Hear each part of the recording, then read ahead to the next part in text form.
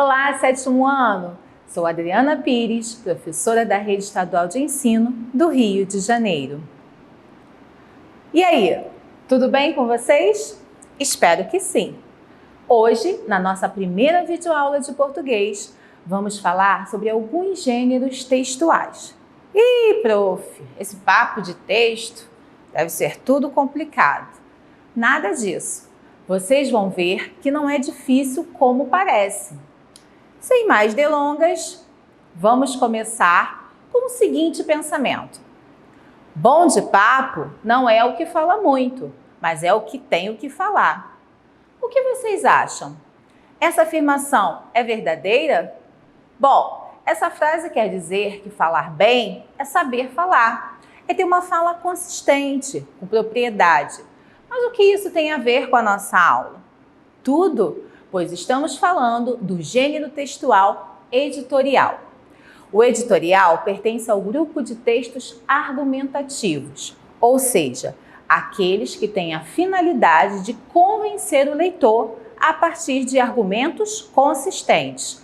O editorial é um tipo de texto utilizado na imprensa, especialmente em jornais e revistas, que tem por objetivo expressar a opinião de um jornal ou revista a respeito de um assunto da atualidade. Possui intenção de esclarecer ou alertar os leitores, persuadi-los, modificando seu ponto de vista a respeito de um determinado assunto ou mobilizá-los para uma causa de interesse coletivo. Que tal um exemplo? Água, violência e indecência. O Maranhão é como um país à parte do Brasil, um país sem rede de esgoto, um país sem água e sem segurança pública. Um país sem banheiros, se é possível acreditar que esse tipo de situação ainda possa persistir. Um país cujos indicadores sociais, as aferições de pobreza e abandono das classes menos favorecidas, nos remetem aos princípios de um século que já passou. Bem, podemos afirmar que no parágrafo lido há informação de que o estado do Maranhão sofre em vários aspectos, principalmente com a falta de água. Mas essa informação é passada com a opinião do autor, quando ele diz, por exemplo, que o Maranhão é como um país à parte do Brasil. Sendo assim, podemos afirmar que o editorial é um texto mais opinativo do que informativo. O editorial possui um fato e uma opinião. O fato informa o que aconteceu e a opinião transmite a interpretação do que aconteceu. Ficou fácil, não? Tão fácil que você pode produzir um. Isso mesmo, treine. Escolha um assunto atual e escreva sobre ele. Ah, não esqueça de apresentar a sua opinião sobre o assunto escolhido, ok? Agora, me responda uma coisa. Quem já usou um caderno como diário, escrevendo tudo sobre o que acontecia no seu cotidiano? Pois esses textos fazem parte do gênero textual diário. Lembrando que todos os textos, sejam eles orais ou escritos, possuem algumas características específicas que permitem a sua classificação em determinado gênero textual. O diário é um dos gêneros textuais que faz parte da nossa vida. O diário é um dos gêneros da chamada literatura autobiográfica, no qual são relatados acontecimentos cotidianos a partir de um ponto de vista pessoal. Trata-se de um texto escrito em linguagem informal, com o registro da data e de caráter confidente, sendo que o próprio escritor costuma ser o destinatário. Geralmente, o diário é escrito em primeira pessoa e, dependendo de sua função, pode ser utilizado como algo público, privado, comunitário ou pessoal. O diário pode ser real ou fictício. Pode conter ou não assinatura. Apresenta a sinceridade de quem escreve o texto. Pode ser escrito em períodos curtos ou longos. As páginas apresentam a data em que o texto foi escrito. Texto em primeira pessoa. Pode ou não ser dirigido a alguém. O texto diário é formado pelas seguintes partes: vocativo, data, desenvolvimento e assinatura. É comum iniciar o texto com o vocativo, meu querido diário, pois não será direcionado a uma pessoa específica. Ufa! Que legal esse gênero textual, não?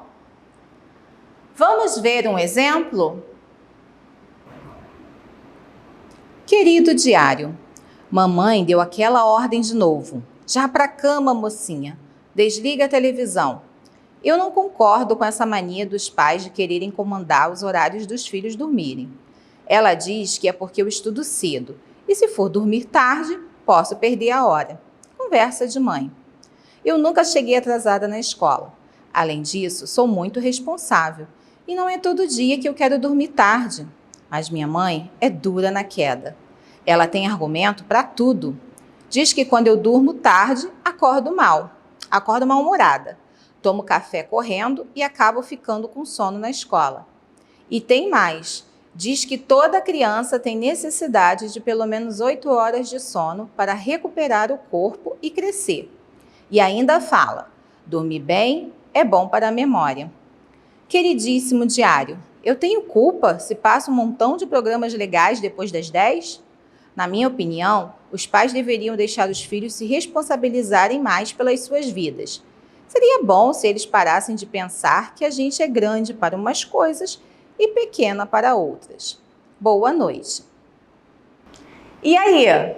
Bem bacana, não? Ao registrar os acontecimentos do seu dia a dia, você estará desenvolvendo a sua escrita. Legal, né? Agora, vamos falar sobre um gênero textual que com certeza você conhece, mas não sabia que se trata de um gênero textual.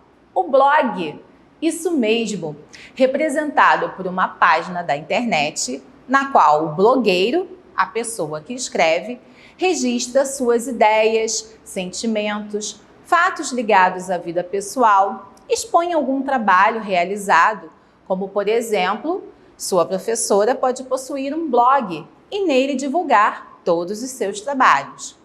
Os assuntos que são retratados no blog costumam variar, indo desde o relato das experiências pessoais até piadas, fotografias, notícias, novidades ligadas à vida social, enfim, sobre tudo que se pretende produzir.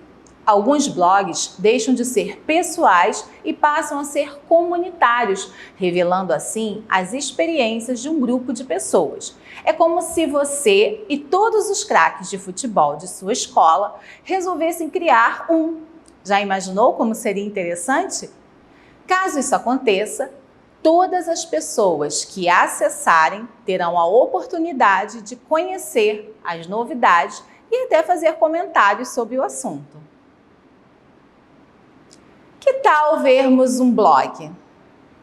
Blog Chico Rei, Seu Madruga, as melhores profissões do Seu Madruga. No Dia do Trabalhador, vamos desfazer uma das maiores injustiças da cultura pop. Seu Madruga é sim um sujeito batalhador, ainda que abençoado com o dom da malandragem. Por Vitor Viseu, 30 de abril de 2020. 4 minutos de leitura. Gostaram? Para finalizar, podemos dizer que no blog as postagens aparecem de forma cronológica e muitas vezes estão divididas em meses e anos de publicação.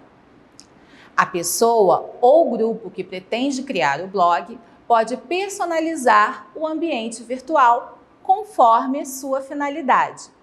No blog do exemplo, você poderá encontrar informações sobre filmes, séries, literatura e até sobre viagens. As imagens, cores e letras são escolhidas pelos donos do blog. No cabeçalho é indicado o nome do blog e pode surgir um breve resumo sobre ele. Geralmente, o texto postado fica centralizado e nas laterais aparecem o perfil do autor, os contatos e as postagens em ordem cronológica. Os artigos dos blogs podem ser assinados pelo autor e abaixo de cada postagem aparece a data e o horário em que foi realizada, conforme vimos no exemplo. Está lá, 30 de abril de 2020. Podemos dizer que o blog é uma espécie de diário online. Interessante, né? Que pena, galera! Ficamos por aqui. No entanto, você tem OE e os podcasts com muito mais informações. Um beijo e um forte abraço. Até a nossa próxima videoaula.